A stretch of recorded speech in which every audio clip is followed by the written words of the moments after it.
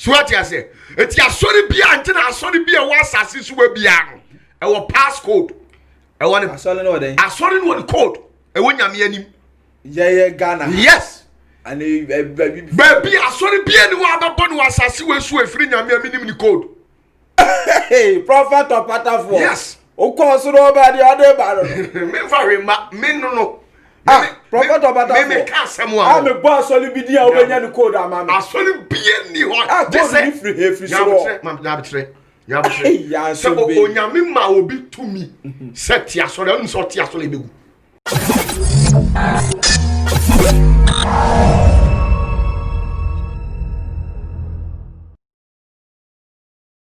Okay, yamo bibi akwa baba Kumasi online television. Na otwe na bedru ya hyemubo se na fiada. De e ka soro obia.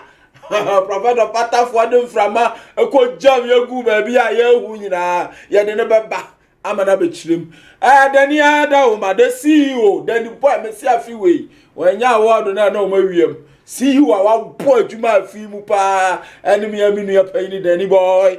Aha abusuafo wa ya adom ama ye saka Prophet Patafo. Oi papa na ba o wura fie ana the work of Mokusi so sono asemo observer that if you san yeba Odifo patafo baby antokwade ndi asore e wonam patade ndi sore enti ne afre odifo patafo kwa ye bibremu nimfuai wo sepretataku ne ho bon watuduro brefi akura mpa okurukireku okata baako a wokofa abaifo kuro wosesede odu akomia okofuru kasamprebu sania osi nonsoye so boafo kwatwi akwa wo hunu dom serie duma kusatia wodi huhumu kumu akotene na hwan na metutu na yampia yi a odifo patafo woda zenith of the heavens ministry no ono na awurade adum ni tumi se omfanyi nyame manti se baye ni obi di asie aduma ho asem ayede ama wo bobra wo hu ano usika sem nkoyie adwadie ho nsem enkoyie wakwantuo ho nkrata asem aye basa na wo pe huhumu ahode so aye awurade aduma na wie ya ene odifo patafo enti sa kire wo so a friend wo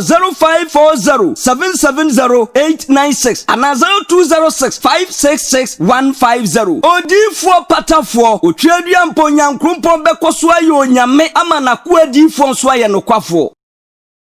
Okay abusuafo mama kwa abadani na wodi yansane no abusuafo asane edika mamunyane ntiye no yahyamubo kwasi ada no se ne de si ye bia ye benya Prophet Patafo studio ha samra make say prophet atrase Prophet Patafo yamo akwaba hey ahunta hunu no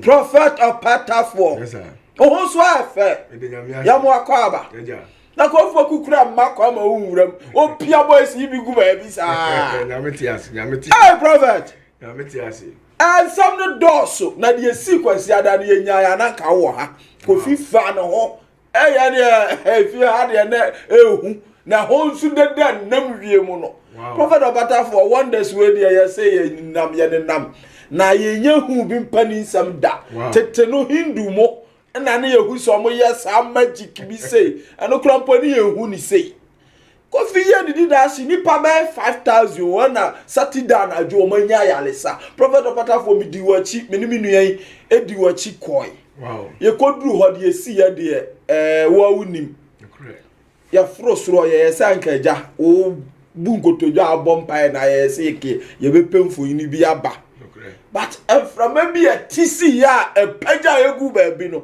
Prophet me ma hu bi abi na anu afiri he Prophet Patafo wo wuni misrew abusuafo nyina wiase nyina etio Prophet na me bisa sese mo tia mfra mo se sasra bu nsam bi na TCO se nyame na na ba yo se uchishi afra ma wakaka de na si soro a opamo ye nyansa na wo yo wonders no na me nshira echi obi bia echa enipa bibribia echi onipa bia ya dem bia otam gram tia bia isu be bode yam hwe enye yi onu se o hwe 20 June ayade ani abohu dewura che o deden ya na enye se ye koye na fichiri bia so na uti ye na nyame so do because bibia nsi a na nya nneɔma nke ɛbɛba bɛyɛ wɔ ha no ka ebia yi sɛ wodome yɛ mu bi nti ɛyɛ sɛ wate w'anim a abɛma nyame tumi so ayɛ kɛse de bia meka kyerɛ nipa sɛ it's better sɛ yɛbɛtie nyame ne dan sɛ onipa di n'adwene bɛka biribi wate ase ɛna ɛmfa wo no ɔn sɛ bible mu deɛ esisi nyinaa bi asio ɔsɛ yɛwɔ adiifoɔ bi so wɔ ha ɔmo so ɔmo nkɔtɔ baa nsɛde yɛwɔ adiifoɔ atorofoɔ ɔmo yɛ ɔmo nneɔma basabasa wɔ wiase no saa deɛ yɛwɔ adiifoɔ ne nyame asɔfoɔ papa wɔ asase so wɔ sisi a ɔmo soso ɔmo mfɔ ɔmo ti nkɔhyɛ tumidie biara dɛ ase nti sɛ ɔman no ana wiase amanneɛ bi kɔba saa na ɛdan a nyame bɛgye ne ba so ate aseɛ nti na nyɛ sɛ bi abɔsrem kasɛm bi ɛne gyina hɔ ane sɛ david na ɔhwɛ me life a ɛnuru 22nd September ne deɛ masa ɛwɛ kura no nsɛ ɔyɛdina daduanan wɔdina daduanan mu nsɛm bebrebe nsɛm a wasa aka kyerɛ me kura kyerɛ de wɔka kyerɛ me 2022 prophecy nsɛm a awurade aka kyerɛ nsɛm a awurade ka kyerɛ me ne tena so ɔka de kyerɛ me no ɛkyɛn de ɔka kyerɛ me kura 2022 prophecy a meka sɛ meka anya nsɛm a ne bɛsi ni yɛde deɛ ɛpɛ hu ni sɛ mframa na ɛte si ya amo yɛ onyame nam kyinhyia mu onyame so pia o ma hu sɛ wasan anare no mpɛyɛ sɛ yɛde kamera bɛsi obi no ha na betima capture nyame okay obi ntimi capture nyame and several times and yenye time etima meeting nyame me yana me yam bibi sɛ ana nkrofo no thinki humans na ye was as you know you were different top the different perception bi so oni pantimi meeting nyame no so we wa kwa yie toto onioma yie dia obetimi appear physical no akasa at least say ya na ye tena kron ketewa mu kakra no edura na do a ensuwa ne tumidie ne wiedie na wo timi ba physical bitimi pia ensuwa ne bitimi pie asu ofin otimi pie eba physical asu ota no timi pie ba physical na saa tumidie we nyina titi nsu ase omutimi ba physical ne nipa betina se bedidi sere asabi so obi hwem no ekonfo ana okura wiedie tumi a onimasema me kese de sofo yi kan no kore tumidie timi betina physical na eden na de ono boss tumidie no ntimi ma physical ebi akane ne kura no se ye de antoa bo odua ene na mintimu nse antoa waje bribe no e corruption de mintimi nkyire ba kane no se de antoa bo odua before sa antoa be chewo no odane physical ba nipa flesh be so hwansa yes otimi be sere wade ibu oso otimi be so hwehwe hu se ade ne ye bo hu dua no e no kore se usuban nye ana udi for what you say enti sa ne ma we die ya na nye ade a enwanwa but ya ade e wo ho onyame timi sane ti na me ne sane ya ode apra na ma nipa mi na mi se ni wo die ade na wo die wanti anto bi na se me dafo sa wo bu nkotoje da but e ba ya na se ya hu wi biem enti ya mu mu wo mu bi wo me dafo me dafo na me isu me pacho oh okay what you say because me na me say me kofre me kofre me nyankopon na kakasa me duru okra jim say because na me expecting nyame so obeba in that way and say our forms of form na me expecting so obeba but obeba won anim onyam obeti so we ne ye de bi no we ne de oba ni tumidio o chesa word o chesa no so no ni nyankopon no enti me na jimi nsama two stand no say me da form na tie you cry him said abrodo ko me da form emunumuni sa me da form to hwe me hwe glasses na de so wie na papa na papa it na to say BBS no ba me da form na me pacho me tie urade hwe mobo sa kopim say ono ankasa dum tumidie no say I say bob a utimi regulate the brightness so utimi edeme no utimi man full light no man high kopim so ono ankasa edeme no kakra ma ni tumidie no te so ansa na o ma kwan say sorry na me no nkasa eso biemu pa de oni pantimi nyame na yedi na chi no so oni nyame akwan a nya bi ni de nipa ye no dia so for ye nyame wo ho nyame ho nsa no obeka ochiro se kasem se fagu asase ni kase yinu me ni fira asase ne so kase e kire ho ade ne ho ane akade nyina wiye sa na ochire me de beba biem se onipa bi odi wachi biara so pamia urade anu asematie dia o metie o sen na patafo eba wi as so jan wa catch us me kan chiro bia wana me no waka no so ode fofura ama ho na nsema nyame aka kire me de se chen da o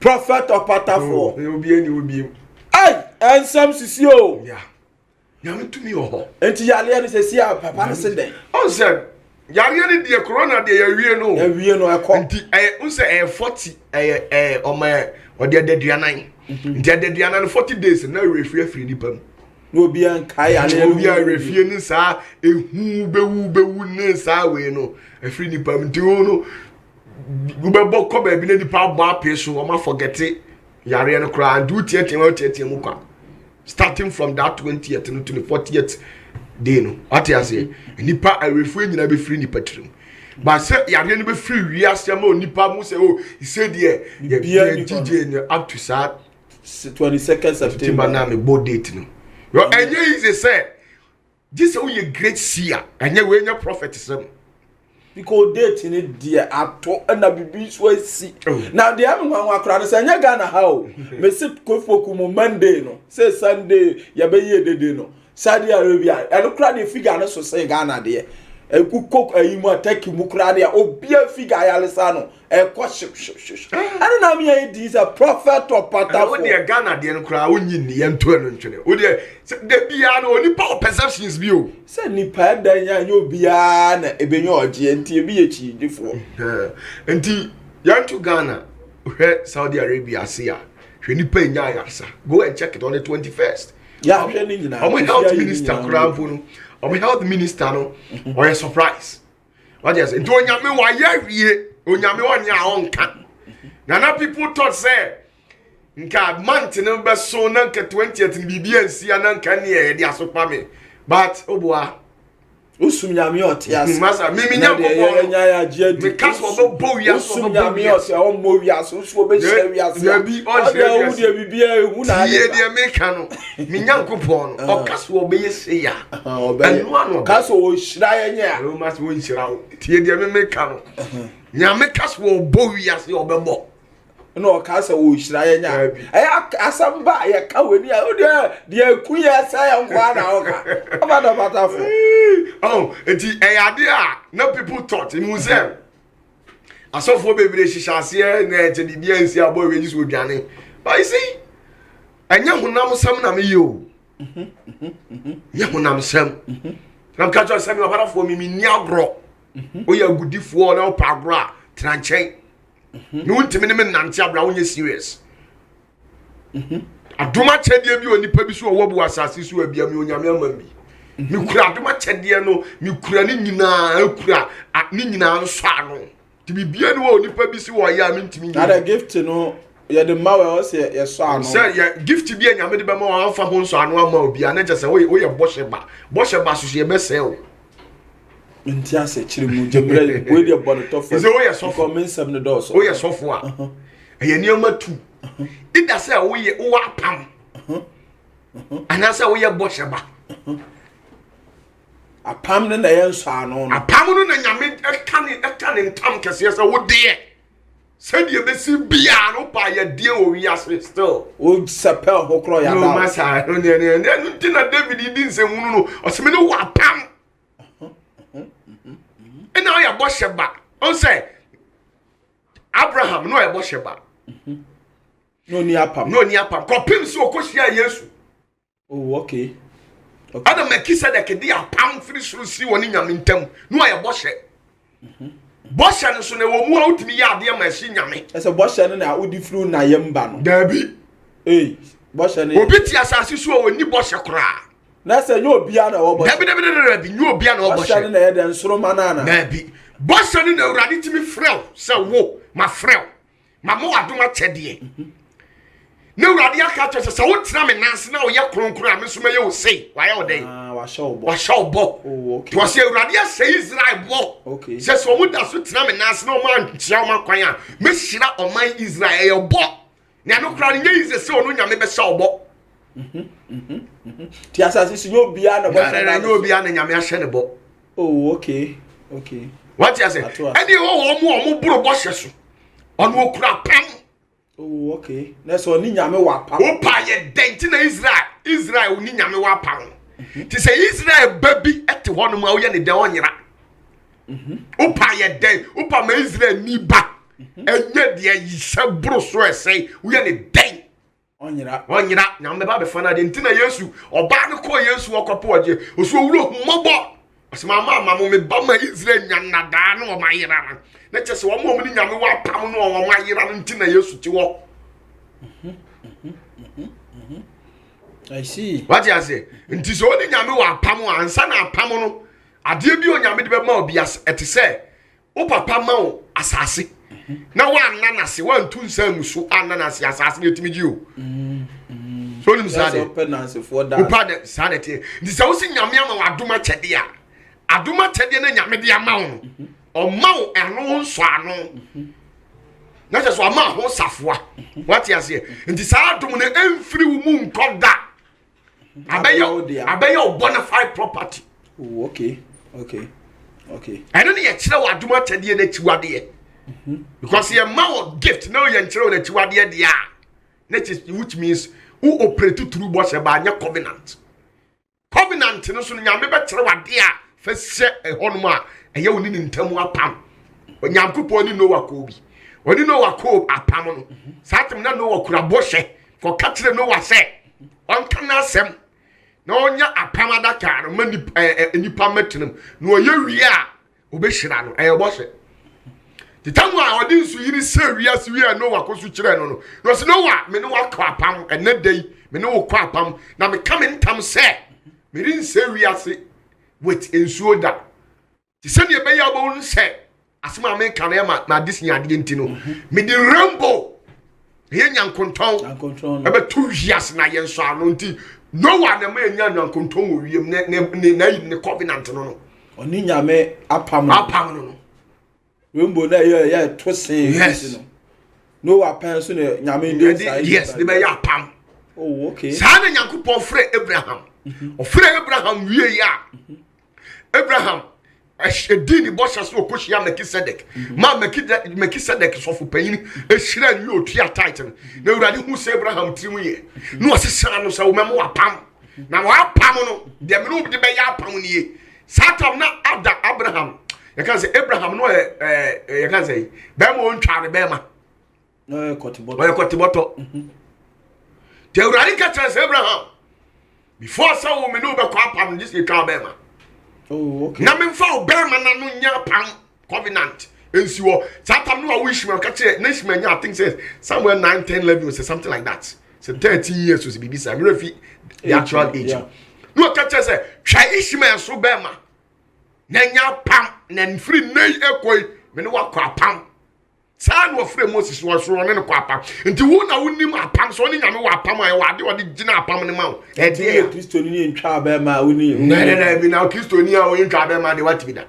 Oh sa na wo ni nyame udi Abraham achi wo Abraham na so ye ntwa ba ma na kwotibota wo ni usum nyame da wase abusu avo na bi ma betre wade wo kwotibota bi jawa sama ba come some the doors na betre wo kwotibota usum nyame usum nyame ya fa kwotibota usum na wo kwotibota usum nyame za ya to as prophet or pattern for na betre ma usani die umwa ese ehye ubo ha utuma nti eya pam nti sa pam nipa ne be ye den o mfiri nyame yase tini akwa se no nyame ni we wa pam a ye careful ye nyame be sel o yo de enye na o mpa report to nyame wo do sako kana no matter what obu ana kura wo ba ko di bo ani se den kura se ye obantu di na chi otwitwa age no sa nete ti me kura pam apam no e ya hodo nso wo wa pam no ejane ho de enko an nso ansa ne wo oba ne so de ye wo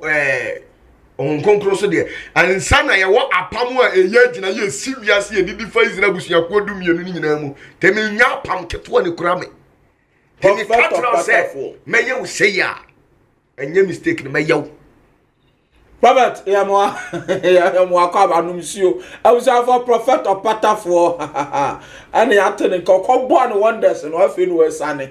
If you be punished was see, then pay for her. Dodwana, then some swab fear hana.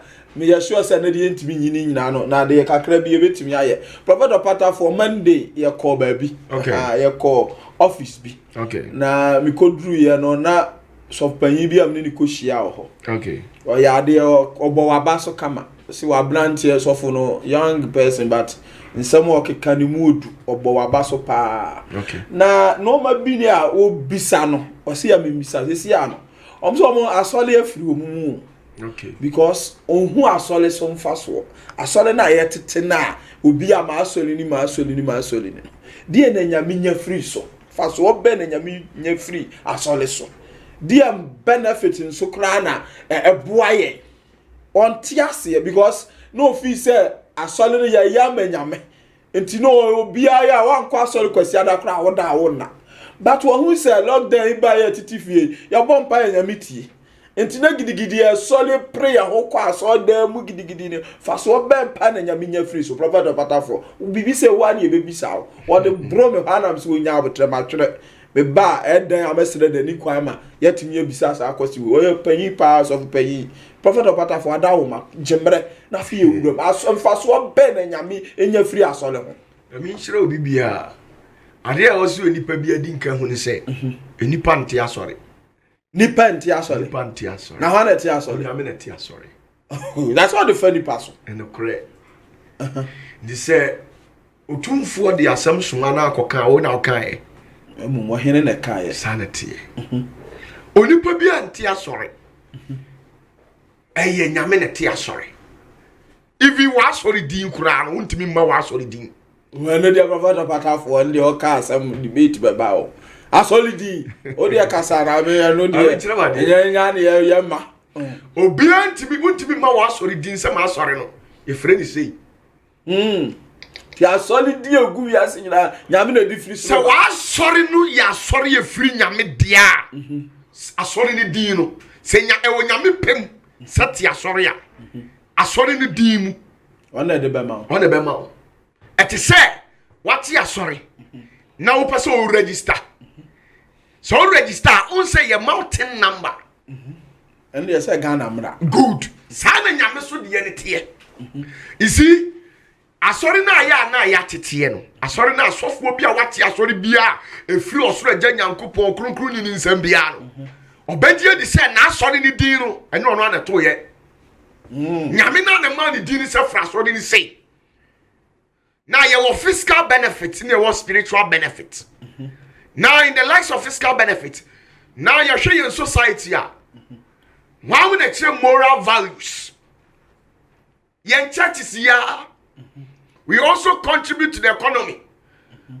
The churches have schools in our locality. They have built several schools. A Biukra schools near free. I ma eco home school. What you say? And the annual person eco home match. And here fiscal. Now, spiritual benefits. And you free as Solomon say. One. Say asori bi si asase wesu esi onyankopon tumi mu edi na gina ye mu a sai asori ni din no eda onyankopon su bi ewo ni mu adi swati ase ye hwa de bi a ohiri bi oti asante asase su bia no ni ti wo hefa menhia ye ko bantima ye mfa ho nye example ana ye ko you can say Barakasia.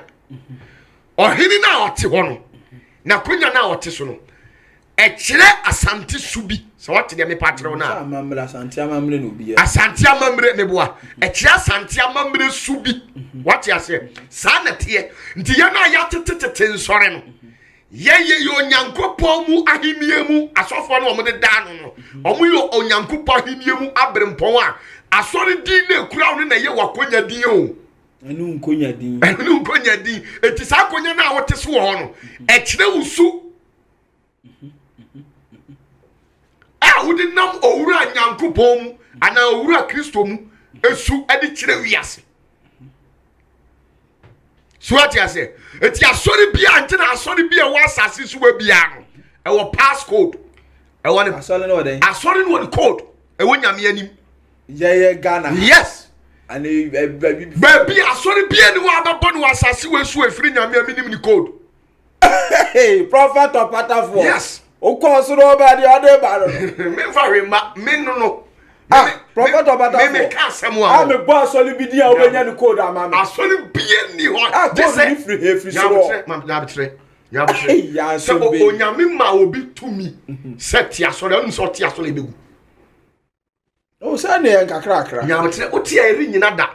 Now, say eri begina na se mfiri nyame de a. Ade sa wo de wo tu asore no. Wo de akwese Lucifer se. Ah, why you to me die. Na no kra no Lucifer will give you licenses. Ansa no wa de asore na to. Yanele o de nsababo. Yes. Asole na ayete no. What tia asore no?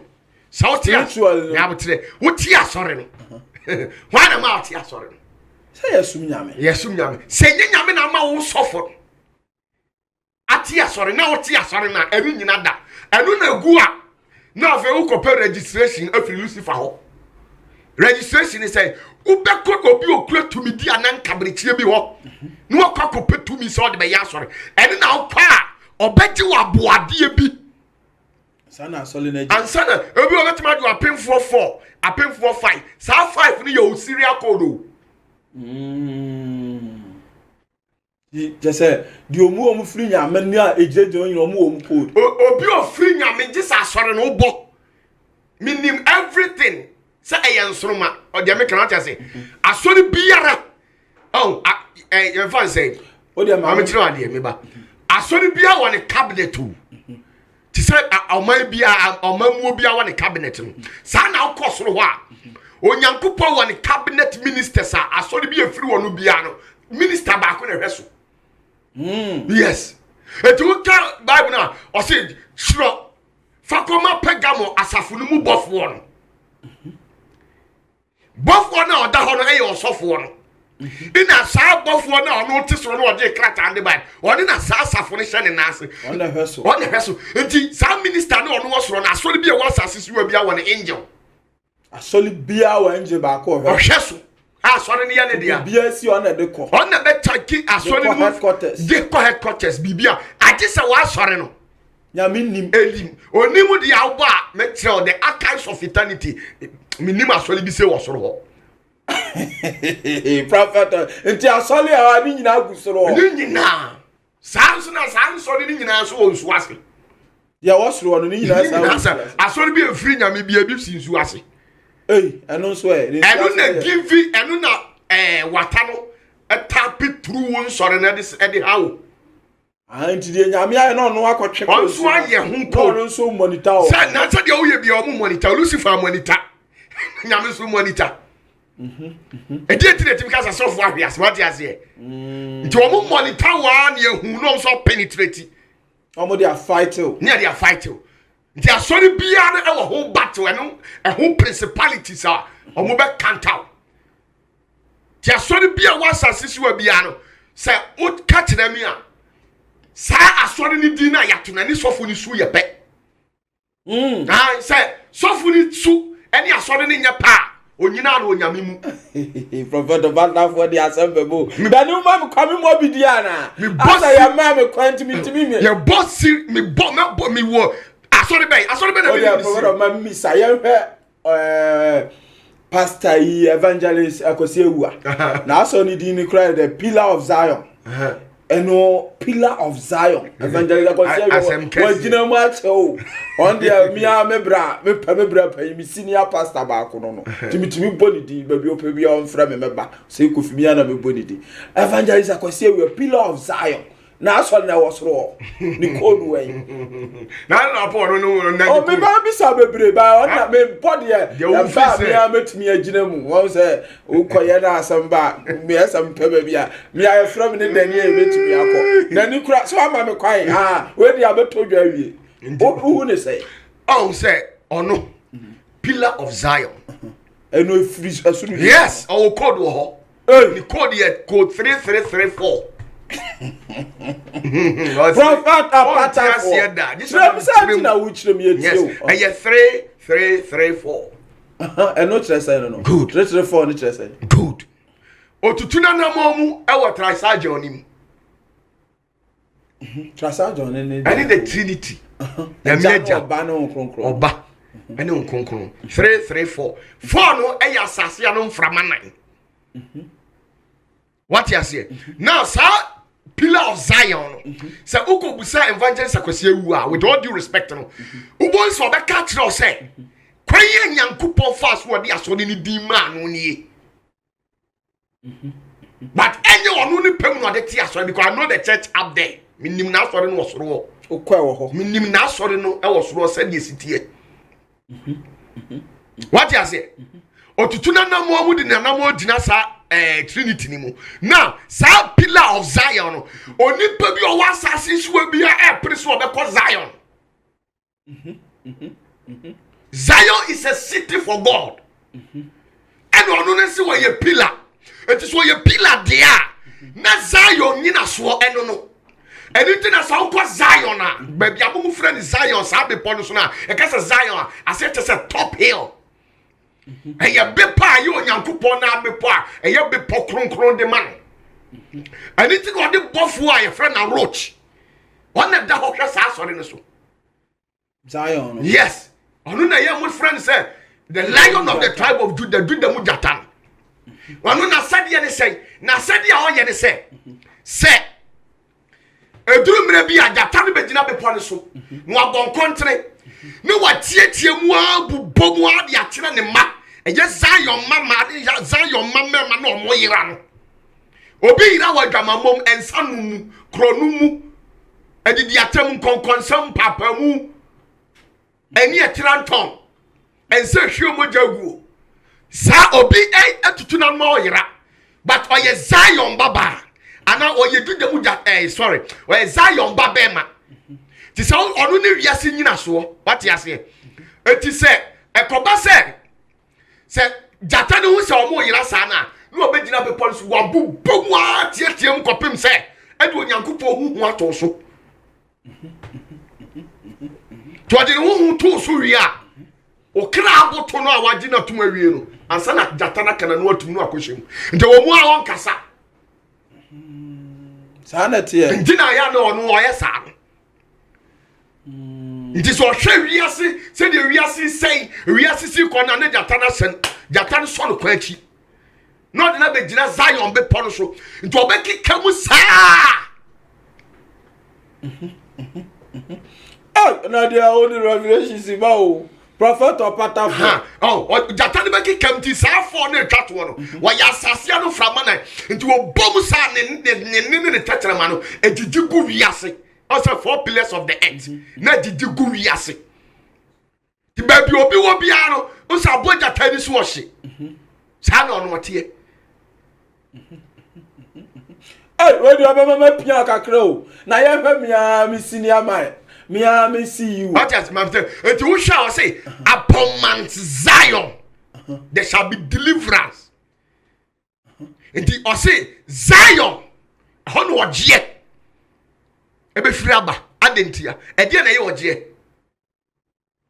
onyame asem okay what you say upon Mount Zion there shall be what deliverance no oje ebe firi aba enti bibia ti be free evangelist na na so fanyin ni wo emma enye nyame asem ena want to be so nka nyame asem te se de memeye no ono obobu bom because we data ne de no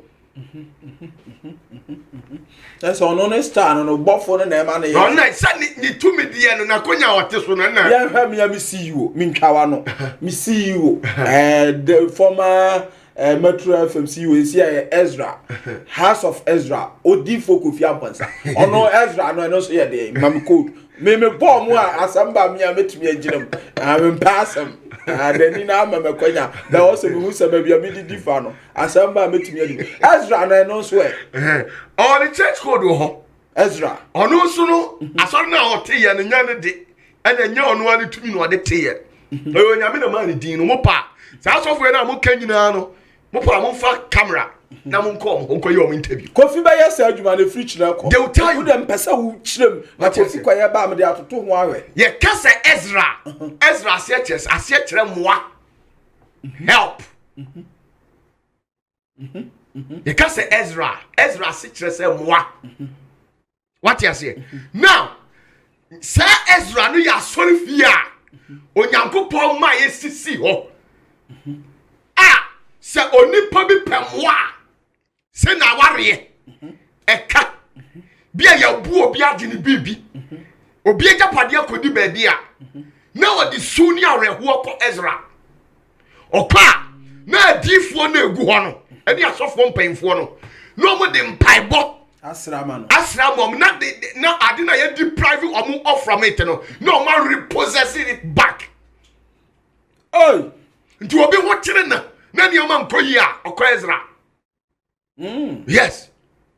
Muya dia obekwa Ezra. Ho kire wa okwa Ezra. E kada so a okwa Ezra. Se yare na etete wo na Satan hawa. Uba bag so a mekwa Ezra. Hona mwa firiba. Eno so wo soro ho. Enu se nti ne wo angels. Utie mu o me na de muaye den. Eba. Efiriba. Enti se what the say edi ni asore no de ama odifo no na ode ti asase suwa de a no odifo na adwuma obeye no eye nipa no obeboa wo saa o sankrofo yale o tuka o tu afis o yese nyoma sa adwuma obeye no yes swati ase patafo Ezra no adwuma edie no omo bibia sai na emu atechi manyinara ni nyina sa de o ma ni nyina ubeko ho wudi sun eni yaw atete kwadana ena ade beko Ezra house of Ezra ho edi akoda ho ewo sun ni atete mu na ade asere onyankopon anim eti onsa wo hwe we no jatana onsa ni nsam na mi kire mu no onsa eda onyankopon su bi so de be pa kire no wo hwe the asori first word be say pillar of Zion ya onsa e kire onyankopon su ni ya ni bibia no etole bi oso onyankopon bubom sa prana ni suni de no wonya no pepe what you say now share Ezra no so a fa me nko prophet or me prophet be do so minimum power ogia ya no so de no how ni amane ne kwadana sumburuta na how any amane ne ho house of Ezra na se kire se emwa prophet or patafo na you have me senior bishop you have a gentle ministry on your me papa one Emmanuel Amwa Dr.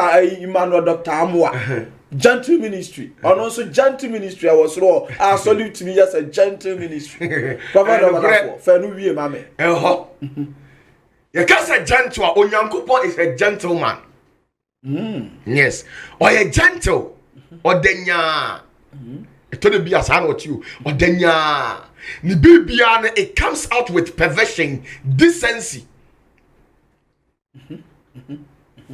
what you say ni nyansa ni bibia no enam bimdie eni enmonyam hyem eneba so what you say enti sanete de a ono so no nyankopon su be no obedenedi dia ye ade a kire wiase sai onyankopon honhom wadwo ono no nya sanete you I've asked God, I'm going to say no city.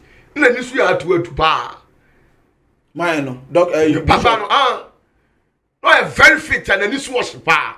Man to so nyankopon ka kire no say. No yisu nya because nya me kire me say. No yisu asori din fufurum no no ka kire say. Onyisu sa din we. Adentia. If so no nya me no ye gentle odanya odwo. Obre no ho ase. On kasa basa hu say onyankopon atife odiem. Otifim otikwadana mu ni saa nyema no ontenam nti se odi saa esu na maude a ndi ene saa esu no ebedadi afa wo sofo nim entu be hunu no man dadi ojo oye very gentle very intelligent bibi oye calm man best for no man best TV oye oye ni bibi a hwe udin that is entina yetimi din sam hunu so nyankopon nya hwe because of the gentility. Oh, okay. The gentleness of God. We could din conconsanso na kwesi ara pepa na no na bet yesu aye no asabia no atokorese no aba na nyame tesoro no ayese no hwe no. Why? Because of the gentleness of God. Tu ya di ohwe ha. Ohwe ha papa no hwe na ohwe udin. We ya di ohwe udin.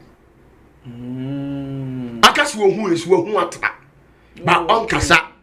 Di obebie na no so obie na no e wo nyansa ne nimdie mu a okasa wo tim se yes penyina kasa nyansa part of form atim se we nyansa out of form sa na tie ti sa sori no se wuti no nyame din mu nyame na di din ma wo dia wusu e be kira sori no Prophet of Pata for what do man for the one. Now Zenit, no soft penny, Zenit,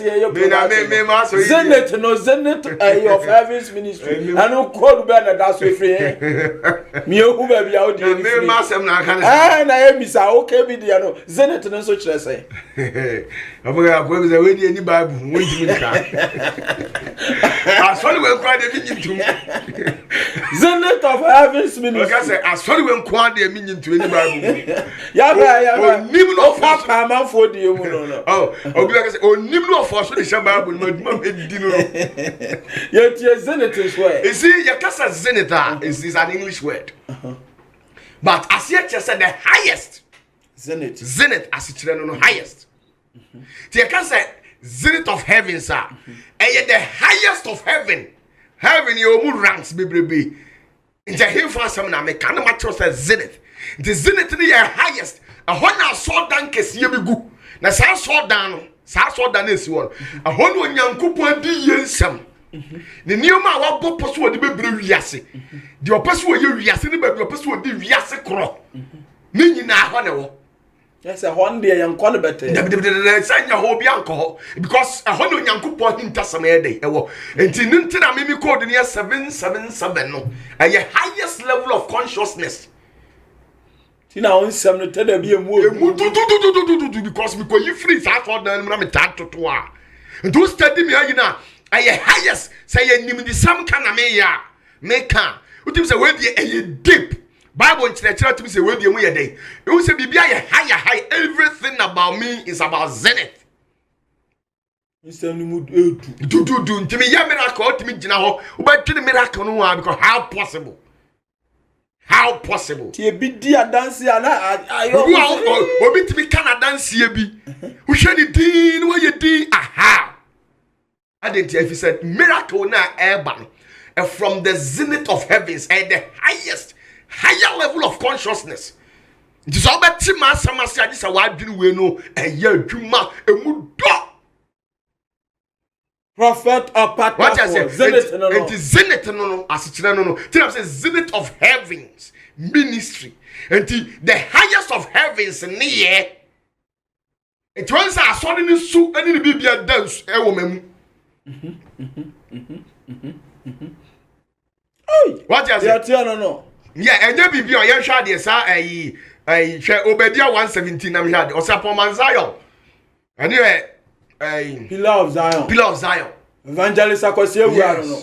Ne dia no Bible no. Kofi ahwa ye ne yewie Kofi. Obadiah 117. Etiba ko yi mudu so. O say. Na Zion people so de.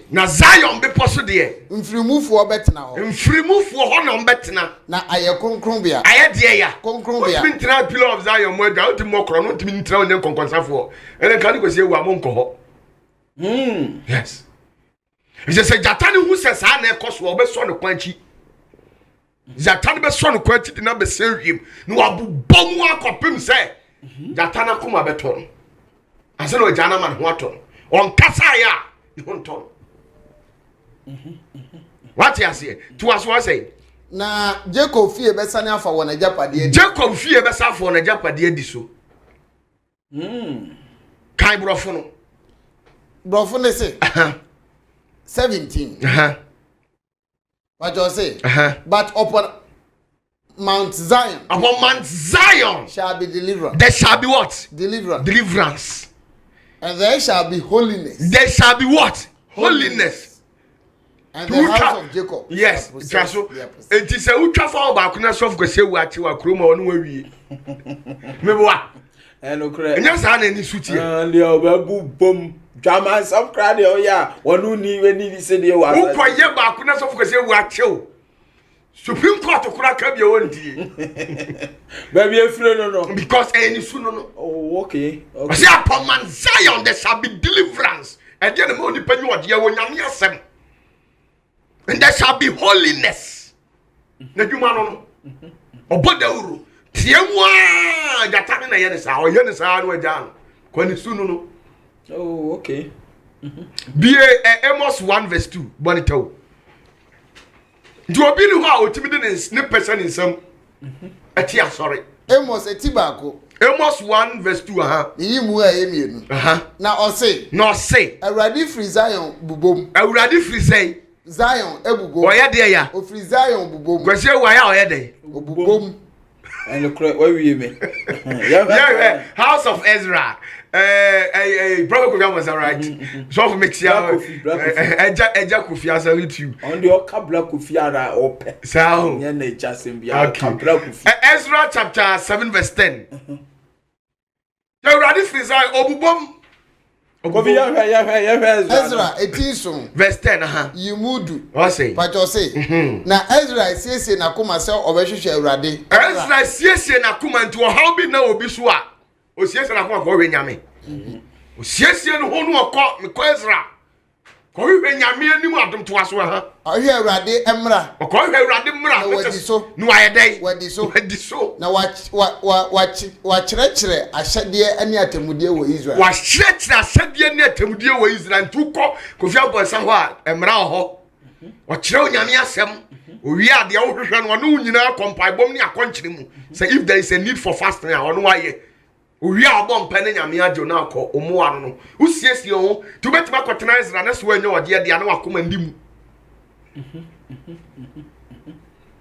bi so Ezra siesie ne de ya siesie na kuma so obehwehwe Awurade mra na wadi so no ayedai wadi so good I see call Ezra 2:68 Biblia o Bible to aso Ezra 2:68 o say me ba cho say na ajanum atitire no ajanum atitiri wa ha anumu binom eba Awurade fie a ewo Yerusalem no good Awurade fie Ezra ho ajanum binom titiri omo ba Jerusalem Ezra aha wo bechiche Nyankopon fie no eho ayamyi ade e bechiche nyam fie ho ayamyi ade se won fa ma no insi ne sebia yes what you say nti ye chiche sa ayamyi ade nsa Nyankopon enipa ne mpemfo ne bi no wona o makọ ho no o bre kwada na tete yale nguase sa ne okoduru Ezra peyini ne oda ho no o de age no yeah gentle no kai James chapter 3:17 James 3:17 James 3:17 boni tell mame 17 kai brofo no mame kai brofo no brofo ne say what's it saying but the wisdom that is from above the wisdom that is from above is first pure it's firstly pure that is why okohonma also ukojanto ko bo adwaman din wo ha na da obeda gate na chi so sa no omo de okọ na wo tia oba kura 3 minutes no masa wo kom nsam nyem I see how dia wo di wani kura hwe oba nim miensa masa wo ye musufo Kofi anko gentle pay to say Onyankopon nim die ni nyansa na kura papa no eye pure de di kan na hote ha brofo say then peaceable asunye nko a papa no pa yene de won dia asunfu na no upa dina tembo na so o mi hu ni bisada mi hu so dina public work kasa ye de be twa ba won won bisa to us gentle and what gentle chaso nko nana mo na Denise Osua bi o asia ya o no I know say gentle na akaba akono Higher Quaho, Prophet. Sir, we sama. Higher Quaho, down. Okay. So what do you have to be there? Mr. Someone make a good walk. Mr. Yah the Senate, no. Yah the Senate. Oh, Missinity. Yah, because it was hard, yes, about Yah has a woman, Senate, I'm crying your pay. Revelation chapter 11. Verse 19. The highest. Highest. I'm a yummy. And then rather the man for highest wish you assassin more moon su.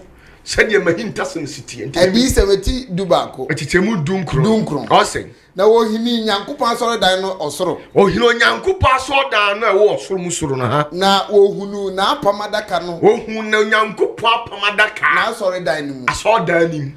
Na anyinam any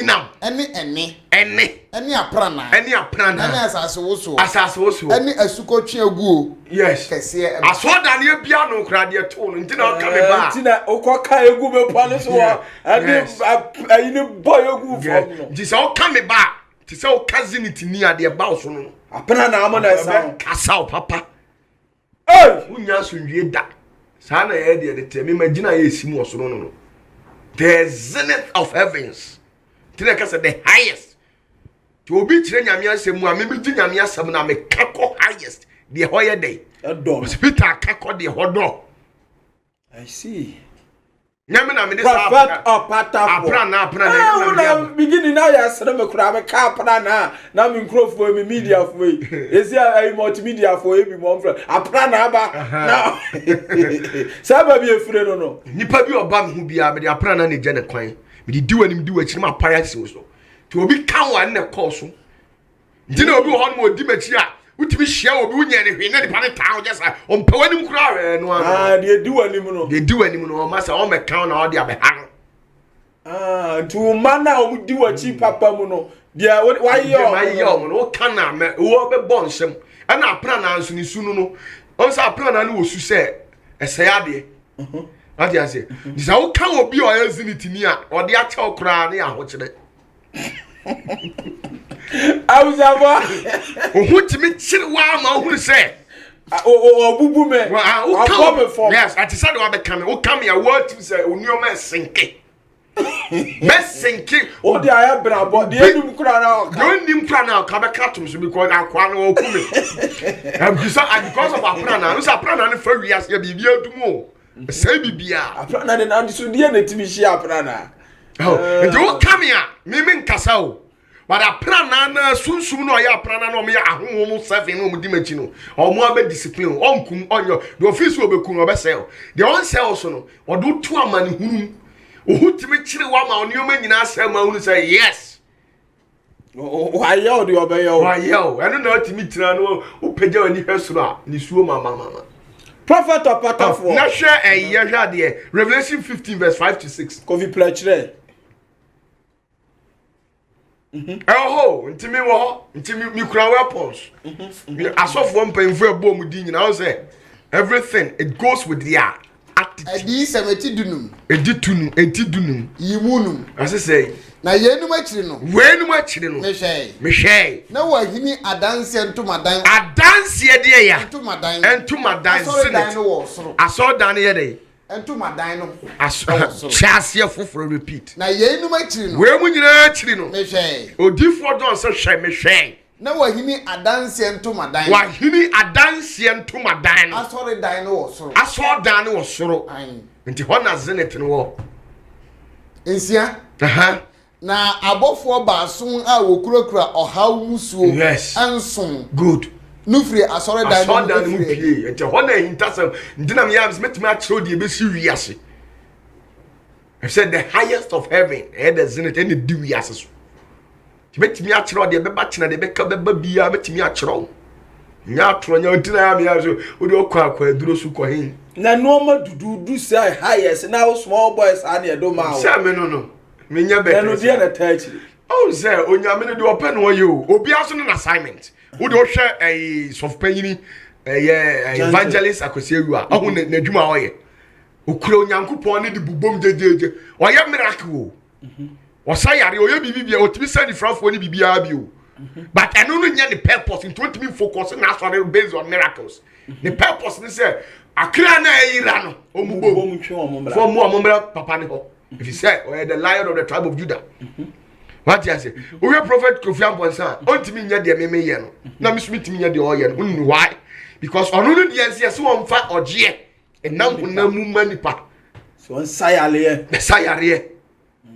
This how we expecting so onu no break code into the Bible na. No. Ontimi. No no nya ne de. Odi ansa ayale sa no. Be ba miracle wonders ne ko. Pa na wa kurasi. Ne ko baby. Ne be je omo a. Onu no dwuma odi no.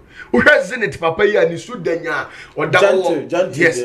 Because okrosro de kradan so ne safo anti do opebi otimi ya. Ansa okoso je mu cha. Ana di police cha. Omo higher rank no modwo. Oh penfon de omo ha adwuno. Na omo ma the end rate no share we no. Yeah. Pack here. Where's your lances? On better to abra bossa. Sanity we no for the denya. Yeah, Bishop Dr. Emmanuel no. We dia che obi okura so ade kura dan so safo ade ompre ko bibia no nyina kuta o bibia no awo ya o hu bi ade ase sanete sana ohwe mezinete no so a ohwe ne ma free dan mu ba anye hu nche no mu nsam na me kade kire nipa ti me nyini pa me mbu nipa tan se we de boyefo we obekọ nsam gem o se maka bi da nka me mo nipa hu nyame akwa o ko da no aba.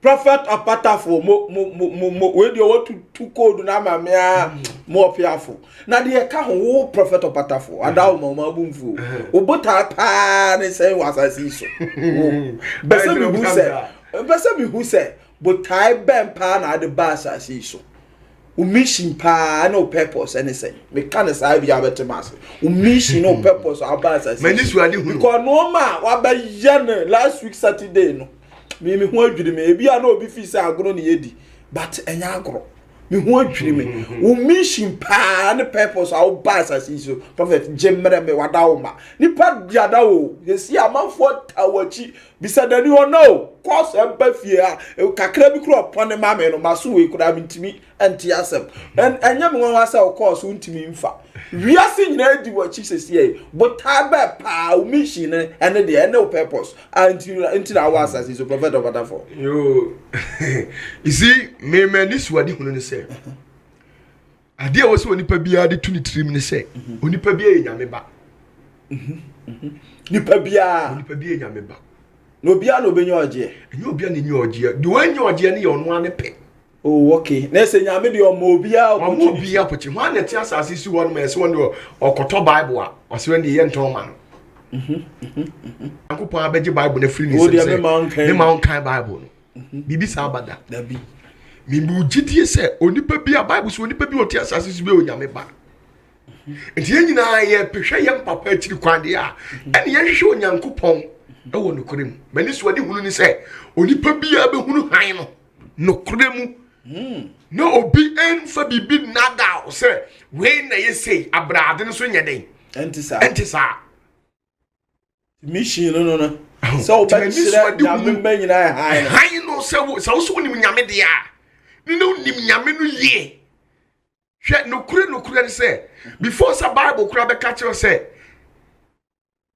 yanko wo woni nchen ni yanko sua ni tie na nyame nim die wonim but what you say wasi mo wani ntisa de ya awo so ye wanya Lucifer nti nyame be catch you say mo wani na ho se Satan na Lucifer no na nyame nim die Satan betimi aye do we ya Satan de emra David ni kotokra ni bi no atoto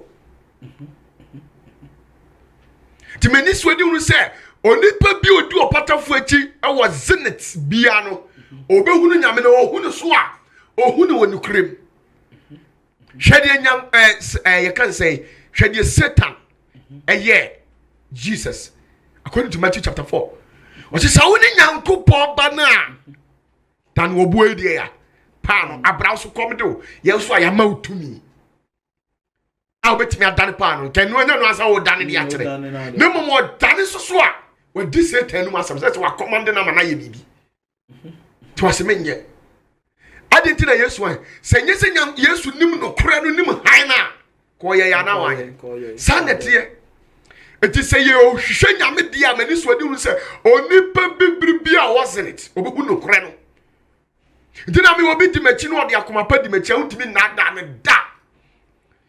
So pata fu onfiri nyame ne dia na wa ye kire so onfiri nyame. Chemi ehu na ye hwe ni suban so oye obi onfiri nyame esu aduma. If obi timi meka emedi adanso e wo Messiah no enche ya Messiah na kwan abrodi tumidie ni wiedie na tiwo if say Lucifer on kire Messiah atira kwan da efiri Bible mu ba nyina odi akonkonsam dwane ahantansam na Lucifer die what you say ana me buta enti a mediti asase we su no me ka Yesu Kristo adi yensem buta ya ode wasase su no nsem ta kase yese ya mienu ento pa gidu pa manyi me yo dansefo yo dansefo o asase we su medwuma me die me yo danseni ade bi akoso wo asase su bi tura na ka ho e wo ho ade bi akoso pa gidu pa manyi dia e wo kasa cup of tea woni be ba woni ma wie na ko me ya dansefo medwuma me nya no ene se me nya nyame ho dansefo nka be kasa wo Jehovah Witness anya ba akufo ni bia ne omo de no atewase what you say me ye dansefo a ade bi ekoso wo wiase bia no me di ho dance ye de akire nyam say no kre efri se Yesu bai mu kun John the Baptist mo ma ne ko Daniel ma ne ko we nyina ma ne ko omo nyina ko no ma ko kansa mpa mfa asasefo ye ho omko om si ni panye sa na tie de ne obata fo ko dia dance ye na me hwe mi onyame dance difo wa asase we so a madwuma ne se me ka Yesu Kristo adi yensem ina de nsam para adi tudwa no yes madwuma no prophet or pata bibia no ametimi aye bi enti tumi bia so asafata se minya na mitimi de ye adwuma no nyame wa man bi ayaresa de be ya miracle se ye hye nkom obi onim bi nso ye ka obi ohu ade ame menya azanda minya bi su da e fere me kra me kwa de okonfo me so kroche eboso de me pesa me ye bia wo nyame dim na hye nyame ani mo nyam bia metimi aye efi se nyame ama metumi apro atete dakata so e wo tumi atimi hyema ne ba mo nyankwa ho kire wo nyame ama bibi wo kire me tumi style bia wo kire me prophet or pata for me dwumadie no no me dwumadie power asase we so no atewase what you say etimani so de hwe Ephesians chapter 5 verse 14 ami kire ni pa bibibi kofi boku ya kofi wadaoma abro esi abro trefo on se abro no ma ne yo mo da sin kofi boku no kra ba nya no na mitie kofi ya wie about Ephesians chapter 5 verse number 14 was it 14 if I just say enti no say wa wada nyane na so do frɛ awufo mu na Kristo no be hyerɛn ama wo eni ye mission no wa wada mani so adi kunu se wa wada sɔre obi wa wada won turum oni so obi ti asɔle ba bi ɛda so gunsa so obi yes obi kwa asɔle da so gunsa obi kwa asɔle da so bodia obi kwa asɔle da so ye wentu sankrofo nyina o wada obi kwa asɔle da so twadwan o obi kwa asɔle da so ye den kum na ntwie sankrofo nyina o wada wo Yesu Kristo ba de no ma hu gisa o mo nyane eti mi mission no mani so ade hunu se sankrofo wo nyina o ba mu ya hwa de 1 Thessalonians verse 5 verse chapter 5 verse 5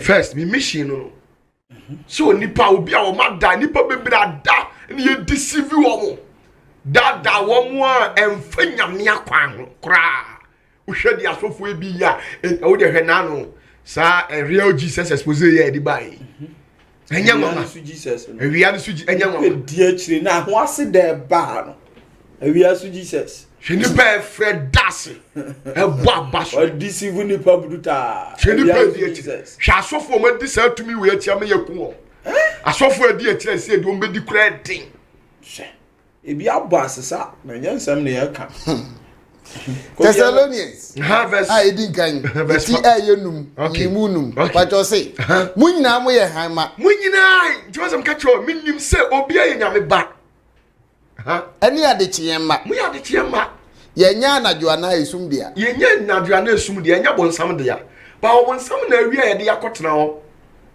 timani so de so obi abehun truth no de na apeso obi no me ni bibia ansa na me purpose ntia de me buy no the Revelation chapter 11 I mean kind code kitwe we be Revelation 11 beba trying edi 70 du bako chichemu miensa no 3 to 6 o say yi mu miensa kopimisia o say na mema madansefo baanu efrefra madansefo baanu efrefra ayituma abeka adiyisem abeka de ya adiyisem ntina free sawo ya sofo ba wiase de mi ka wonti bida afeni nyankopɔ makwan sɛmo amote asase mu ho kwan sɛ muti onyankopɔ adi yensem ena apem ahanu 1,000 years ayebebu aha eposisi ya ko Jesus me breaking it down esi ade o ka break ye mo nwu obiem o ka no break ni preko ne ye ko asema esi a code no ya na ye ru afina akam nti esi a ka no break ni ye ko so ni yi mu aye nan TVS mo se nyankopon adansefo baanu enan ne se yeinum ene ngudua mienu we ye ngudua mienu a ene akane adua mienu a esi ejina asase wura eni no nyame anim kimi gina nyame anim ntina me am se mami musa papa ne mransa on kasa ya mintimi me kan kiro se adwetiri no obejima di bi to anum na so obi pese oha wona o pese o ha me a oja firi wona anum ebe mene wonum anum eja na firi manum ya no mensam e toss na asel ebe mene wa tamfo ebe mene o enkan nkonya so mehu secret mo and to me ni de nyame am is he that so be me mani agene ma hira na obese ha me na masel and two options prophet or patafo yes udi enhira ne nyamo na sa wo ma mani gia na me hira wo ha me am so me hawo asembeni nti me kura dansefo ni musuo me ka adi yensam na me ka no obi oye no kwafo bi anim se makwaso 20 years 10 years asema patafo aka me nti bi no kore trudu ni omo fra bebere kwa gise obi on pe no kore ana wo town the trudu some the now pense ne a protractor ya ayi compass enye opatafo a ye kofa compass wo baabu mu wen wada o ma ne de oyo bruta ya judi oh nti eye di yensam a ye di betu wiase manyame ama hunu the right way as how to worship him how me time na ya sanis duru wa pa me firi hoko obi anuru minim sa na de ye nuru na ya da bia ya de bai na de na asuma mi ana ye mem fam costume we kura amra de ya ntina ya na me ye nuru you know they say ni pa be di wachi wa kire asam na ama akuku da painful o ma bobra na wiase afa na nyina adom di wachi ti wi ya say me kwa na say wo ye aha dre prophet na me nko they are bisa kura na say doma akuku di wachi say me kwa me odifo na wa bitere machi ene tumi no poni bi ma me ene ma bere ya so me ku me kura ezi amuna madi mani magia pone kakraba me na me mobo tell me kwa ati bi suwe ni be bu kofi bu no na msa o so de ya no kwa wo be mobo kai president bi na akwa bi di na chi ya president ni wi se ya ntene nka bi e bi na aba so ya mi enti pone ahini ne kakraba me ma anya mobo ensuro baba da batafo ye bisa ye me kura na mde anim asana me ne me dan ni kofoku sana brochirefo odi wachi nyina sesi ya na me ko na yesi ya hwana odi kikrawa ye mu bi ya ba mobo sesi ya pa he na ade ye ko prophet batafo ye di wachi wiase afa na nyina he pa na ye de ye ko hofi ana se wo ya ko toa agu antoa pupunu ni mu ana se me ehu well me ejidie se osofo bi aso do bi e ko heaven nti wo de ye ko na me de nim so onipa bi odi machi bia na odi zeneti achi na onim so odi machi akwa wie ni nka hu se me mfa ne nko ba bi osofo bi aso do obi ko osofo bi so do mo ko heaven eye me de me do ko New Jerusalem, the city of David. Eno ye he no good eno se wo nkokoro ni mu me ko he ah he na me ko oh plot what thing Who did the oil? Me and me, how there the cardio come back of Uru or how there be Tio Prophet of Matafo, be Tio. That was just by the way. You see, you couldn't know Jerusalem at all. And I don't want to say Yambo. David Kro, one was Regan Yankupon, the interior Kunko one not yet. And we are different from Abraham Kukumu. Abraham Kukumu is a transit place. Oh, okay. That's a Bosch assassin. Bosch assassin, the New Jerusalem.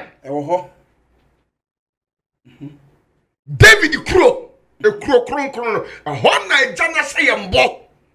When I'm Abraham so say Yambo, when I'm Odifo Isaiah, when I'm Odifo Daniel so. Sad when I'm Ora Yesu so, a say Yambo. See, do bet me a tinamu or no crumb. No one see I'm fan channel.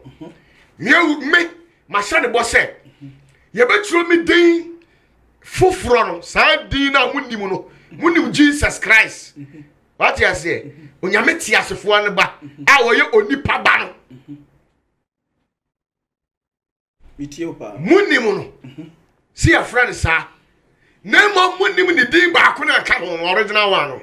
I know the Mundi. Just when you put your bed in me, or I yes, sweaty. I call you a met me deal for front of Mundimun the Begunamomaso.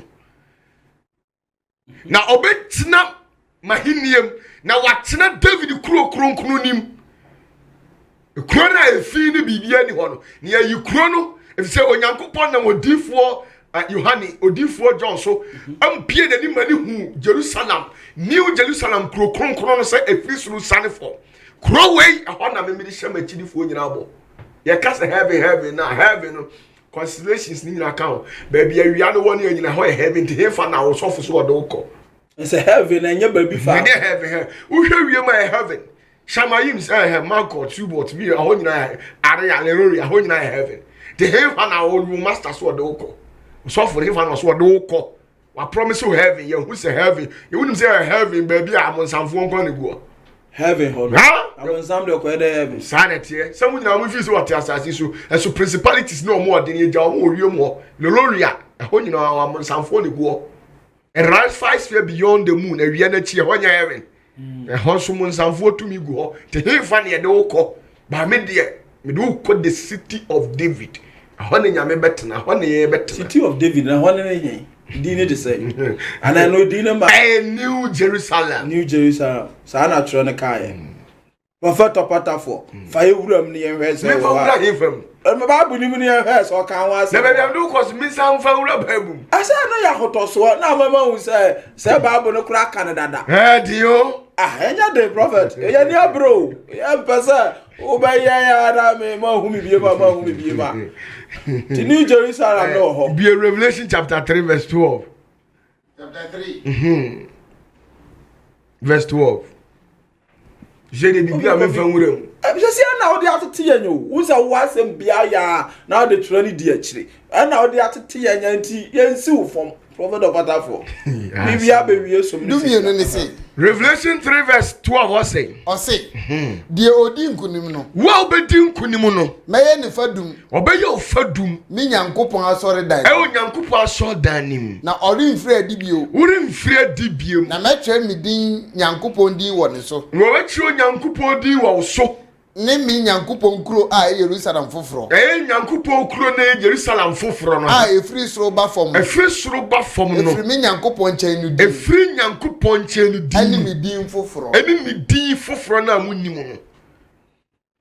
Yeah, I had the what you say. Honor me, my chidi for better and Timudia Mumba come heavy honor. Because you may be a call heavy honor. New Jerusalem, Holland. Oh, hey, I hope to board there. I'm from me. Huh? I'm from me. I'm from me at the end there, Jinambi. Obaho. Ah, Prophet of Patafo, what do we have? Revelation chapter 21, verse 2. Near but you say, Nami Hunu Kro, Kunkrono, Kro, Jerusalem Fufro, Jerusalem Fufro. Say a free through Yanko Ponche, a sunny. Na wasiesie no se ayefro wasiesie no se ayefro a wahihye no amaniku good yesiesie ho de amaye ho ana ye betena Hona de zenit fo nyina. Hona obi odi machi bia no. Di akoma pa di akire. Odi akoma pa bia no. Unu obi ehwamoda. Ahwadwuma na me yo. Prophet Kuro ni ye Kroni ye kronkron. Hona so dan kese New Jerusalem. Hona so dan kese na ye zenit no wo no. Enya ho nsam na me ye. Ahwadwuma na me kire mi kire na akwan. Ti wo sofo so wo de wo kɔ heavy abusan say heavy akwan no wo kire wo no. Simple. Prophet Patafo. Kofoku. And then me say me pe heavy akwan na dey wo dwiri heavy ho akwan. That's a prophet. Won say one a wo twenye. Me die obi nyi wuni a metimi de me say simebo say the work prove beyond reasonable doubt to say obi beka say wo mfiri nyame. Me aminim efie ade tini yatu ye ho asi wo say yenye nkoyira. Prophet ye no nenam nipa momodifo ya na eto da bia mo wa te kakra nye se bia no bone so but e bia na ye betia mo na so ni yenim ade no so ye gina obi e pa ojiu. Prophet dia na wo mpe me afa ameyo no wa be kense ye ana be kukunye na wo tibu ya msa da bi me pesa mi hu wo se nipa de ya se bosoma wa no betra no wa da chiro na chiwade timi ehu usu ne dia wo mpe ne pa amekunye yetio adio ele amomo te ho ye ya ni pede abede ro he oh say onipa bia hunu say tell me Danny ha me hu you tete no ada me yi Danny no fidie ni be yi no kurom ha obi abete o tete na bra bodo do etie o prophet well onipa bia wo de opene de ompe no correct oso obi ahunu say mitina tibia bi ana tibia bi a ehodu na me de bibia onyankopon chiri bia na michi mempe yo nkrofo bi wasase wesu e from menafo e from say menafo mena yes ni mu oduo san nkrofo nyame omo ye nyame atamfo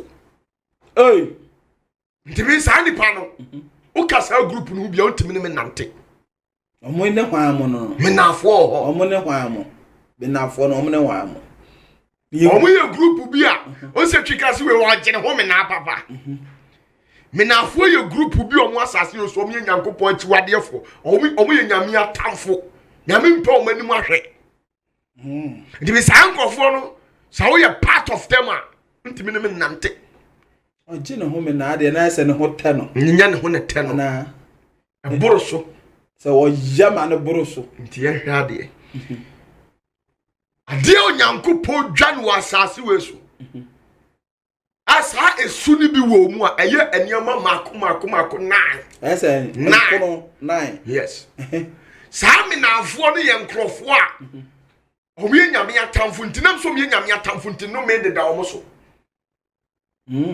yes sa nkrofo no ye da mi ntimi ne menante wo be santem come here type bi a obi oni mbia ni say me very disciplined me justice me minimum trodi sign ya 70 years I over 1 billion kwa de meka na meka what you say eti woni o ma bia e wasase we so onyankopon so akiri so say nkono heda uye bia no ano yi mayen so de beto ama me de be ma na ba ku bia ba ye bia so no me 7 account yo Patafo de no me wo ya ni ade ne ba ku mistake ba ku a no me say na so okuta kantankrechi odi twa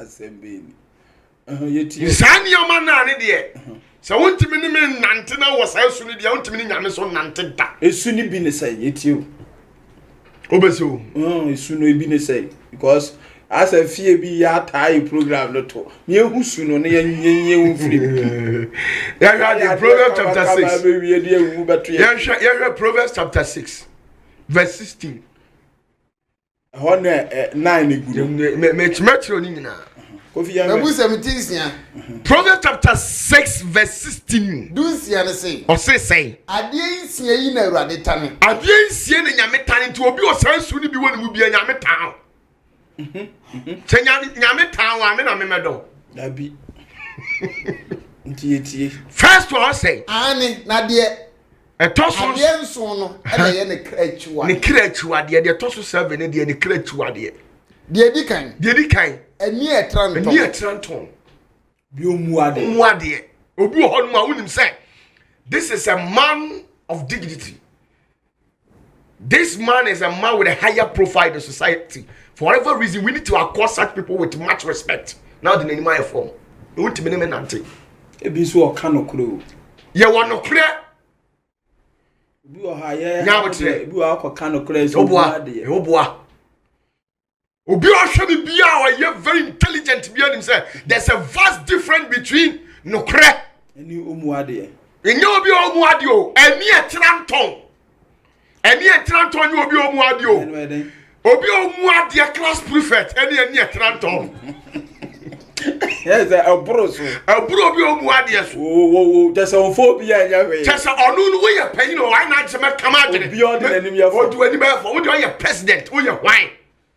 We are there omo mani tro mani nton. Ye kese we ni tranton. Ye on limit o. Obi omuade de eja trimu da kakra bi na yi. But we ye onu obi omuade class prefect. Ya ti wa se. Anu na twi kasa bi ankasa wo mu de. Na ni nsa de. Ati wa se. Anu nyame so ochiri. Wo se wo ya wo ankasa wo ochiri o. Wo se dey. Wo ye ne tamfo. We send pa de nyame tamfo. Ompo anim kura hwe. Anu omo mu ade nso nyame de case bi ato wo so.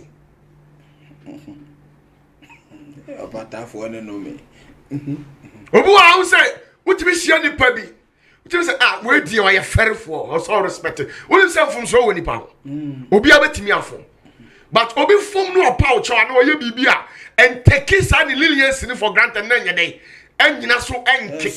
Enso pano. You see we di obi a ye titi we president Anado afom no no ahu. No abe address say wo afom. Mfa ncheme. Na nipa bi titi wo Jesu bi ni sunsumu hohomo ni bi eni ensade anka obi nipa say ye won krofo bi wasase so a se obo mu di a in fact o peja omu ebra o ha de wa bobi edin so o di mpa ba where the o star bi say o ye hwan oduani be fo enu nyame tamfo no o ye nyame tamfo o bobra kransi uyie kofo ku yan hwe chawo ko ware oba o nani nsade a o bre wa brabom kombe do a che madam for sofu bi na kan o say masa o hwe me a o ani nsade a kombe de o sem nyame time nipa kura mpe wase wo ti obi a nani nsade a de bi odi wani me for open asem dabi me kura me mpo tana me tie di nyame mpe wase me na mpe wase sa ngofo nso ye mpirichi no ansasra Rabi say bi a onim se o tretre na o tretre wa wo bi a nani nsade o pa atene da prophet opatafo obi a nani nsade o nso obi a nani nsade o tretre na akọ kana so obefa wo tabo bi eduru ba bia no anya nu David da oboa nti na meka cho say e ma hwef obi o mu ade ho obi o mu ade de bia o level kaka ba obi a nani tre nani nton o ye class prefect o mato ase Robert yankoso what you say de to su mi de to su tu atro techire ma ntimi ne me nante da kanokore wudi atema unim kwano akato obi so ade unim perfect say nya no kore ba person find any ways and means the same na branya no kore no wa kam wasma de no mo madwini mu ha no ma fa ami chiri say nipa no wase wa town nya so wa chiri wase we wa me town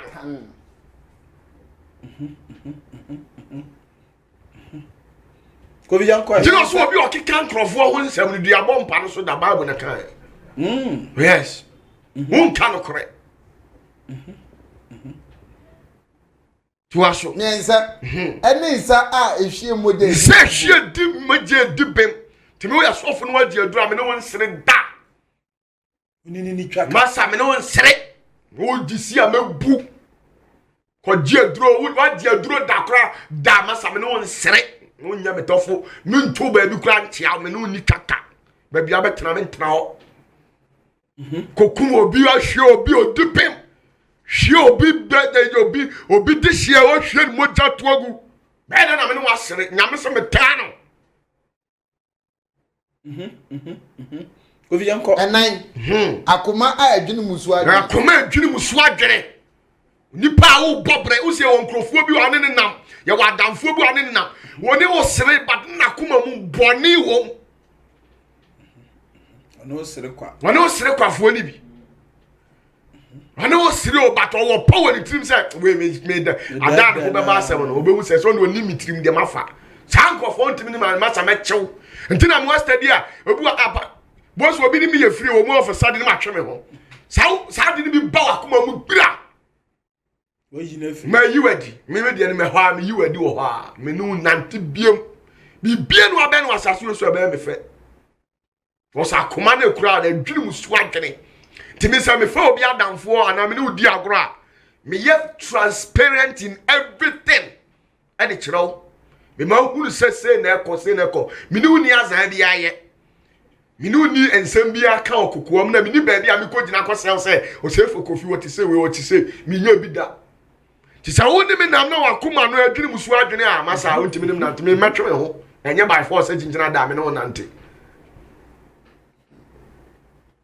enum enan a ye here etumrika ko enan a ye here nipa sabe yese wiase yesuma banyansafo ne nsuma de anamotenten obi wo ha o ka sam tira na won nwini nkwantiri na gigigi no dimirika no akose o sankofo ni nyina adwene no esu a ti eni wo mo nante we yesa wo ni o ma beka achi nine what you see obetu mirika kose osisi a ne nine untimi ne me nante na bo ya konte obatafo na etwa bon why there yeso masa wa yeso wa rige bi kura wa bebrema ase ho no ase nim no kure wo oni hwe no sell a wonte yasige ye owo na aso dem de otonum obo no wonte amahu asunu ohu da obeka so asu atoto ho amana ye de ohu opatafo abeka say and kres wo boa ukata say bring evidence nsemuna wadie de ontimi nka bring evidence ontimi mfama ami tan sa otano nyeso ochiri no otano no so no me sa tay oh no me 7 go via he ensia adansi krumufo a ohu atosam adansi krumufo ohu atosam asem obi no obi anya asem no achade di adansi etie nipa no so woni mu hwe no akabi no ama ne kasa ye de so woni mu hwe we dansi krumufo sa nipa nyameta this answer ma bruce di obi on called New Jerusalem na New Jerusalem dansi krumu be na nkene ko wo Yesu ho o ko ba de New Jerusalem ya wi so no ko fi enso de twato no o se sei ene de o hye anuanum ntam takra sankofo no de wo ya tiwade yesi ana sankofo na wonu obi nya asema no heda betie wa no na owi ano akọ wesu akotie no so ano na wa beka we de ache 7 no ene de wo ya tiwade sa nipa no kura de o mi fa o mama asemu nyame kura anu de obro nyame tamfofo so yes wa dani Lucifer no Lucifer sa no eni ti na o seta kra wojem wudi akura sa nipa betima ma woni nipa na yaka obetima ma ne na ko bia no yida nya asem no obeche wontamu a no obetie wa ukunu de we nipa boni ni o ma wo sa asem we ba ama kamini se sa no te woni se okunu sa o ye obekun no ahuru ubo no atie wo so wasem na wo so wakọ bra o yire pa se de na misi bu ni pa asem we hu pa nti wo se wo ya odo bokọ anto akobo du anya ize se wa ye anuma kokodo yes o free ha no wasi ha sankofo no ntina mpanyini se tikatire ho ya dey ebokuru asete woni baba ho so se bi ti wa so dem a no ogu asore no yes oba be kan we ya kire so no ati wadi no asako onim se no a me ko papa se owu se wonya papa ogu asore ogu asore no wa ke kansam otie wa no abeka kire we no sankofo ya no ma haja ko metu fa over the bar ko nya papa nyame se sankrofo na ye dey sankrofo no no se onu ye machiwade o na to so 7 one day ye chiwade kese pa se bi ti wo mantamu a due e bi ti wa asole adue abusuam sa nipa ne te ho adue e bi wo adwuma ma due nyambe hwe ye wo ye chiwade ma nyame ana ye nko Proverbs chapter 30 na me trawade hwenu me anyankopon de to sankrofo we 7 yo kika e omo no me na me kire wo prophet of Patafo Proverbs chapter 30 verse 8 verse number 10 kan ho edu o say inni akwa hu nsekuro kan obi won nsam enkyire ni wura na wa mawudua na wani fo wo kan obi hu asam na obodua asekyere ni say so wo kan obi hu asam na ode na kuma ote na ye ne ya eye no me be da so be bre ba bi no be sna waje anyame be gi atum na no ye duabo aya no me cha je same as duabo de ne say wa frɛ Satan adiaba was me na no muni ni obodua ba bia de bako nyame ani bia obedi fo nyame nka bi malda ena ni pa so sugu nyame so me we ma de ya me ya na minim se menye man kasa na me di yawa aye kesa beto so ba bia ni wa de bedi bem bisa men ka men fomo to se e hweye enko kika nkofo a won nsam no amodua na bedi fo ko vi yawe ko 13 no say dumiensa nipa bi wo ho a won anitra won ton o nipa bi nkrofo bi wo krai mu o mani tra o mon ton sebiribi sade ya sebiribi no o mu hwe an maka to say o mu ade class prefect no o mani tra o mon ton na wa mema won ani so atete o ma mani so atete so ye dwan kasa hantan we oni kapren so hwa ni kasa efiri na numba utimi se we beda pa na nyame abo Ovietie. Beye den o kasa umi pacho wutiwe we bia adwuma na obi a woni kasa akora nya de ba adwuma no ma befa no Abi. To ase nkrofo bi wo kura yi mu bo ho biem 30 nipa bi wo a woni nitra won nipa bi wo kura yi mu a o mani tra o mon ton sebiribi no wa mema won ani so atete o mo mi mo mani so atete so o me adwa Who said one see the only be bad no kasa so tuma wa trade what yes that's one sponsor Nanado campaign yeah semo Kofi Yanko jump ko 17 na hwesa nkrofo we nyina omola o se sen ani a ye na agya hi ani eyi na agya ahi na ebu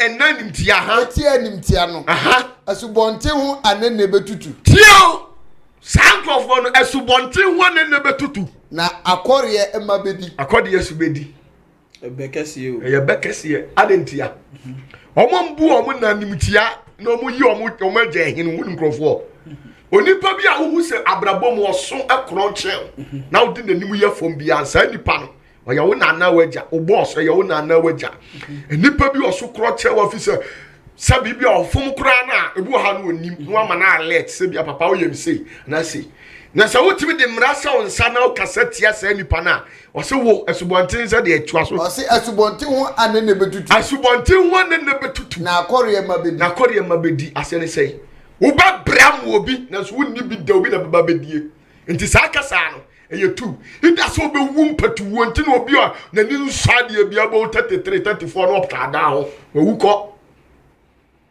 na be hia brewa wanya 67 years 70 years o hia was miura no bonu mu ase 40 something years ono kase o trust on kwa won onim chel to be yesu bonti wan ne wo ba brewa adwumam wo ba bra pe nanso obi na bedi bi oba bi ti awale ase omu ade a oba brewa ni kunu ho nya sika ayi sa my from say slay queen and the be no ho ase ya disca na ma o simple way say curse ya da obi a wani nsu ade ho me egidie se obi a na nsu ade bia no se wo bie wadwuma abefa nso obetena adwuma to ase wo ba bre wo wale wo ba na nsu ade a bi hia be kwa da kamera mi ko me mfam sika ma oyiri mu ade wo ye adwuma a be ba no bia wa ye deal wa ye business be ba mo anya wo share no ma se won be che agya wo nya bi efi se wo ba bra man krofo adi is a curse wo se nyame no me no hwa general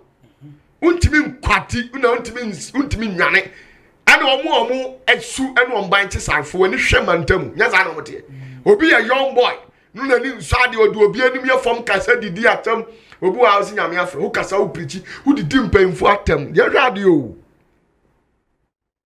nya gift ne ba so asanka onye obi a o na obi tini ba bi ntu afom a wo di nim di kasa ni nyansa kasa na de tret na be didi nkrofo nyina tietie omu nyina na so ayeda so a onipa na beboa o so atese enti obi anani nso ade ane saa ne ma no de omu abekwa koma tu be batu nya bi ni ene wabu hu be no subonten wan ne betutu akode ne beba be fa kodi kodi ne obi anani ate nani da ho onim nyansa obohu na okunu akofa empena because umu no ofa empena na kodi ye ya wakofa ni otole ode me pa acho no na all your investment yes kodi ye ni so onim nyansa ne na de wagimi kodi ye ni nyansa anti ode me pa acho sa sika wo seke de ba oyene no na de amade slay queen prophet of Patafo abusafo na me not yase nti nipa bi asansu we woni mu no ntimi ne nante na me hu me nti chiwade no me chiwode di opa bi aye me beto so da fom a me pejaw di opa bi ba asansu we di e wo bi a me ntimi ne nante prophet of Patafo me die no abusafo prophet of Patafo na yenya no studio ha okọ born wonders ba no afeni ya welcome no ha wa chire no mamu bebre prophet yamna na yeme dia na odi twato me chiro ni pa bibiri bi o hweme ya me woda so ti ase ade ba ko osu hu no me chi asofo mpanfo nyina prophet Kofi Amoza believe so hoye na mi sra chi bishop mi ame papa asalitu chi asofo mpanfo nyina ade ba ko osu ni pa hu ni say we are not against anybody yeah chira okwan a wo be fa so wanya asumrie I mean, I do my Friday for a video to hey, I'm going baby out. Now what you said there? Hey, yeah, the need here. See, Zenit, Koneko subscribers, Zenit, cause Zenit, Coco subscriber, Zenit. Moi, mon sac, moi, you need now, mon fam 02065661150. Moi, mon sac, moi, there 3 TV, so Vodafone, that's all. Vodafone number 020 plus 2332065661150. No. Hona for no asem fa say open code. I mean sure the other be ya dance be see am. Me be ya de bi tie ni na 90 days ade. Ni pa bi odi machi bia. Me be bia dance ye pono na to. Prophet opata. Me no me na metimi kwaje nsafo amma me bi osoro. A dance ye pono no mo nipa woni a dance ye di a dance ye. Nti from on the 7th of July Nima bi adanse pronato. Nipa bi a alpa adanse wo nyame mu no. We nya sikasem we nya hwe. Mini nyame akasa. Ye bi atum 7th. Ebe take 93 days. Ansa le mu asa akato. Bia o nipa business bia e business kadien. Bia o pe bia no. On the 7th of July meba be kire wade bi pe bi. Nima kire wade a wo be ye. Ewe nya kokwa mu asem me chira say the spirit of the Lord wonders na bonus no bobi wa ha me na me chira say the spirit of the Lord has no barrier bio akoma mu kwa bio akoma kwa na sabeka ti dia me bo wonders na omo be tabi wonders ni wa sa akoka bi hai on say the see Ghana no say we dey magic magic Ghana dey dey magic enti obi odi opatafo atibia tie ni Elia ka asem bi we nya homa so o say this am kasa nsa ne nsu aye den ato eno ntia so wa ma no so me be bo wonders wo nyame tumi mu on the 7th twemi next week Friday obetime nka me ba be kire wade a pet fakuo pesade ne tofato na ma kire de ye ba be through the 93 days no adanse e bebe wiase no tibi da ye be video mba no video aba me aba the sad dance nyina onya wa dance na no wa ye video da e de aba na dani shani so me se be ya Kofi record bibia nsuro me be ye de ya wonders the idea hu ana hu adwiri bi etese ukọ asole sum nyame hu bi da me nya de asofu bia ye bi da me mpe prophet of Patafo me nya de asofu bia de aye bi da o ye de wuti a wotimi di to Patafo enipa na osunsu na mbeye madwuma no sa me mo wonders ti on the 7th July ya na e shase adekode ne me ba be o si na otwe se na o baba be kire There will be ampento. Okay. Prophet or patafo. Ultimacy. To wonder signs and miracle. Empire. And I obey. The best I was for prophet or patafo. Yamishro Bibia. Mobile money goes with me. I am a doya. Wow. Yamishro. Prophet or patafo na mote in Kano. Send your medical momoyan into Yano. You see, I fear the beer, the near promise here.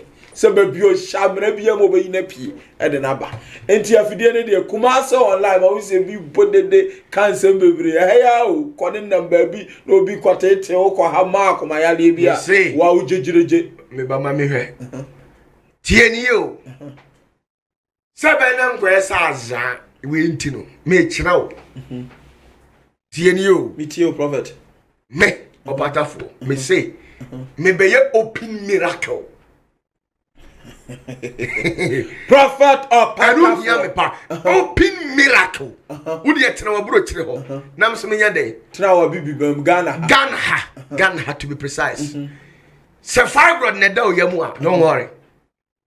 Say, Yaria Baya. Would you mean Mobile Yadi? Who are very as when you hear that money how? Oh yes, I na sabe na okay and I don't say be send it tomorrow. Hey, I know you next week. Me person me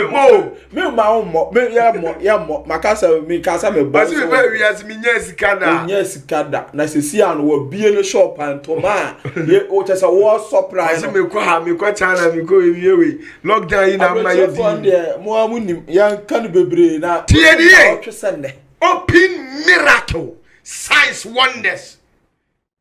Me be jagum my head aje ho abofo me ho adwuma nya hihya ho fo masa me de o ye si anu na ebia ya o ye sofo a we nya anu nkyere se gigina omra so dem trafie na frɛ fafo e frɛ bowl and I know lady baako mzo hwe me nya me ye miracle bi man I be pem na wa ba na no ntimi nkasa be pem ne sa nya me bo miracle bi man agine nsem Asinti enti obata fo obetimi akasa ama within 3 hours adanse asisa ena na o ma mi susa prophet enti tienie nyame ya adom a me say open miracle we dey nyame no na ebe me ana me ma obibi no abeka say na we kra we no ka say me nkoye sisi da bi ono ampa de nto ono a wo dey wakuma wo dey wakuma na bie manyame bie wakuma manyame na you ready so ni nyame tumi be bompu ni pu from July August to September right now we say for prophet opata for and amote den kano Danny boy the CEO on the didom nanim and Kofpoku and so kan Bible the man so for Kofi Zenit Kofi so ta dwuma die na chi den Mr Graham the senior most I so bonk na pata mu ho I say anwumre oni dani on ba press ho ha ya dum be si ha medin de o say Kofi obi nyame nka obi bia ho